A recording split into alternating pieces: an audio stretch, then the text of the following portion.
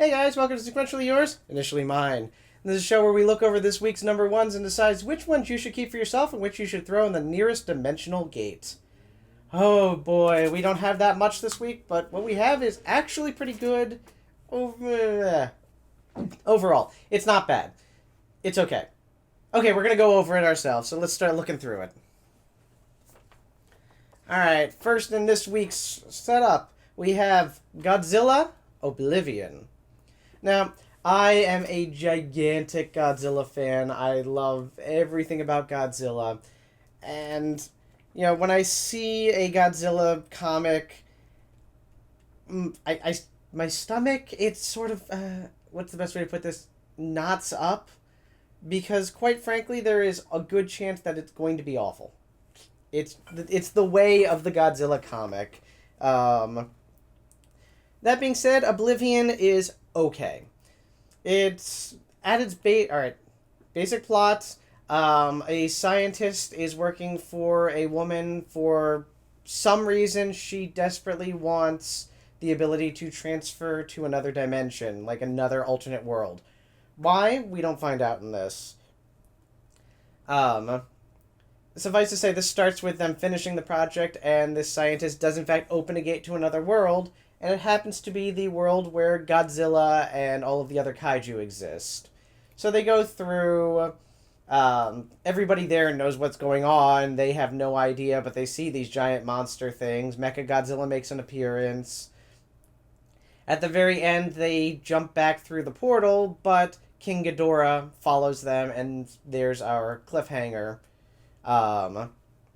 It's not a weird place for a cliffhanger, but as many of you who will, watch this on a regular basis know, I prefer number ones to be a complete story.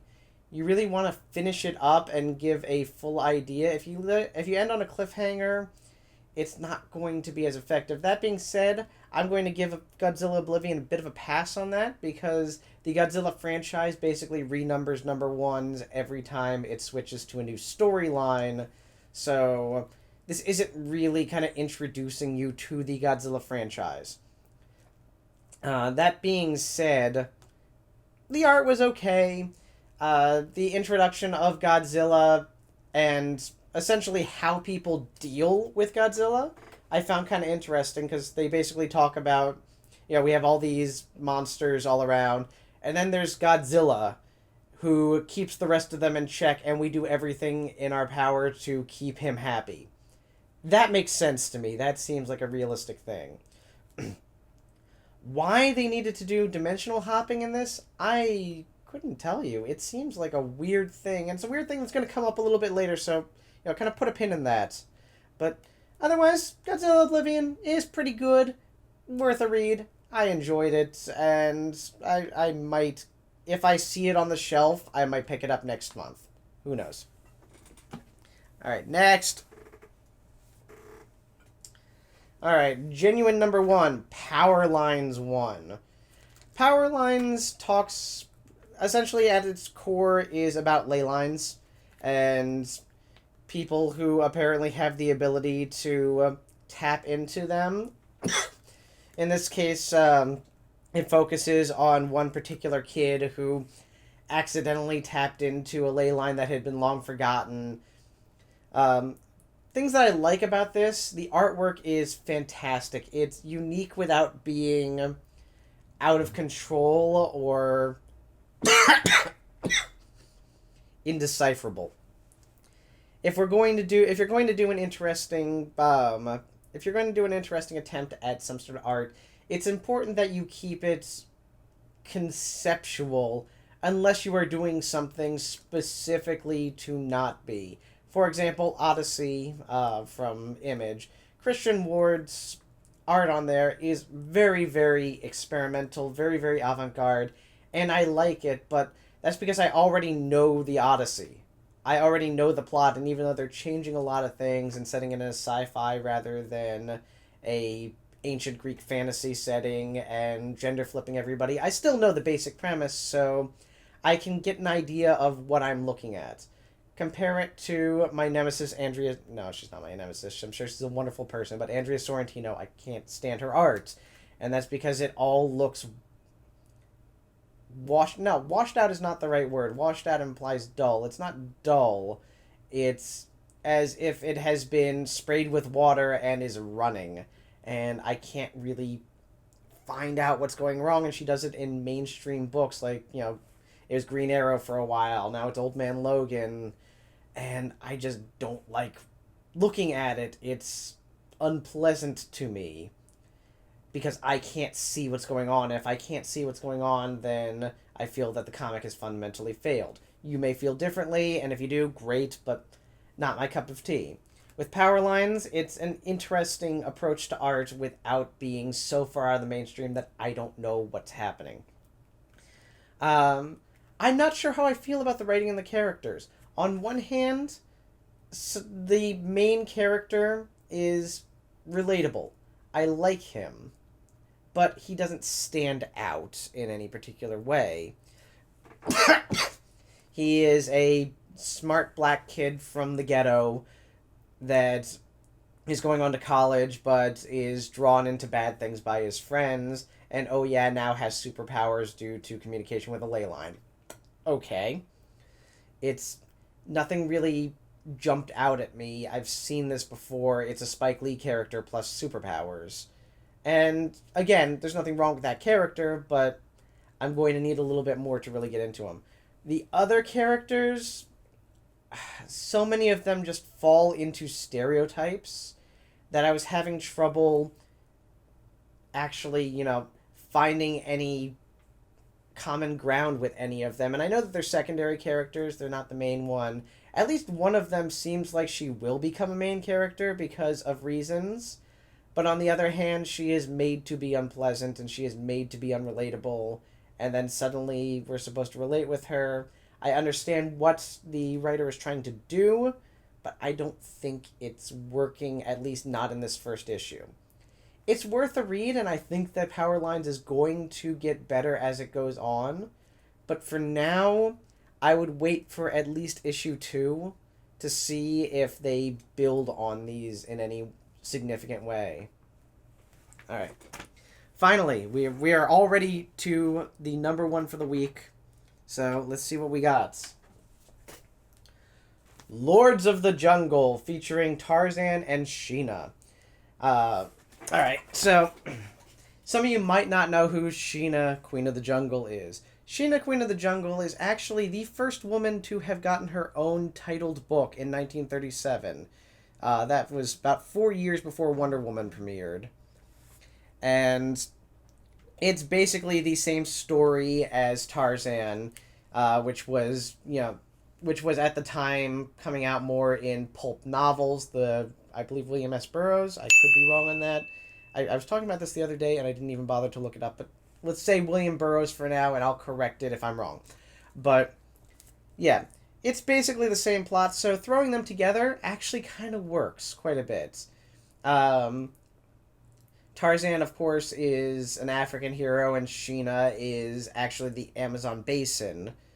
But they work their way around that in this. Most of the book focuses on Sheena. I like her characterization. I like her design in the sense that it harkens back to the golden era, and it makes her sexy, but without making her sexualized in most cases. There's maybe 1 or 2 frames that really focus on her assets, but for the most part, she moves like a person, and she acts like a person, and I like that about it. More to the point, they present her strength without making her angry. She is good at what she does. It really works out. It is a well-characterized person. I'm liking what they did with Sheena in this.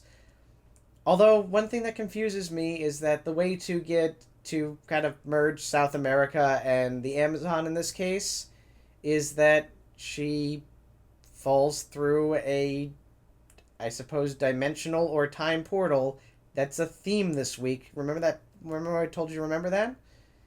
And ends up in Africa near Tarzan's old hut. I'll get to that in a second.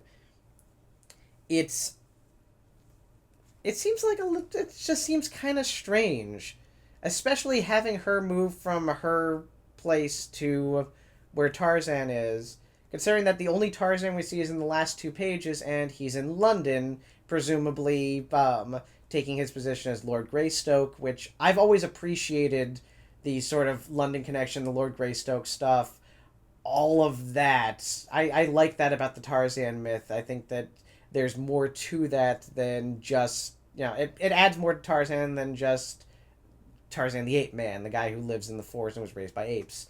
This works out, and even though it's only a couple of pages, it really gives a good impression of the character, and I'm looking forward to the next issue to find out what happens. But if he's Lord Greystoke, a English lord, why not set Sheena where she's supposed to be and have him go to South America? It seems a little odd to... Also, keep in mind that while it doesn't exactly say when the first part with Sheena takes place, it's clearly fairly modern based on the technology involved. There's, backhoes and remote control explosives and stuff like that. But when she goes back in time, it specifically sets in 1937. Or when she goes through the portal, it sets in 1937, sets it with Tarzan, in that time period. So why bother putting her in the future and then just have her go back to the past someplace else when it would be just as easy, if not easier, to set it in 1937, the year that Sheena, Queen of the Jungle first was published, mind you, which is probably on purpose. Just have it set in 1937 and have Lord Greystoke, for one reason or another, go to South America and get involved in jungle adventures with Sheena. That sounds amazing. This is a bit confusing. I don't want to harp on it because it doesn't take away that much from it, but it just seems like a very odd choice. That being said, I enjoyed it. I really liked this book. I'm looking forward to Lords of the Jungle #2. I wonder if this is going to be, just Sheena and Tarzan, or if it's going to be a lot of jungle-themed heroes and heroines from across the years. At least all the ones that are in the public domain, or that Dynamite can pick up the licensing for. Either way, hold on, just let me look this up. Karina Becco is the writer, illustrated by Roberto Castro, and colored by Alex Guimarães. Yeah, this is all fantastic, and yes, read this. Definitely read this. Alright, that's the end of the week. Fortunately, I didn't have anything particularly terrible. I know it's been a while since I've done this, but between going on vacation and being very, very sick, I haven't had an opportunity. Otherwise, yeah, I really hope that you pick up one of these, especially Lords of the Jungle, if that's your thing, and enjoy it, and, check out all of the other comics that are out there. If you have any questions, feel free to ask in the comments. I don't know what your opinions are going to be, but these ones were initially mine. Take care.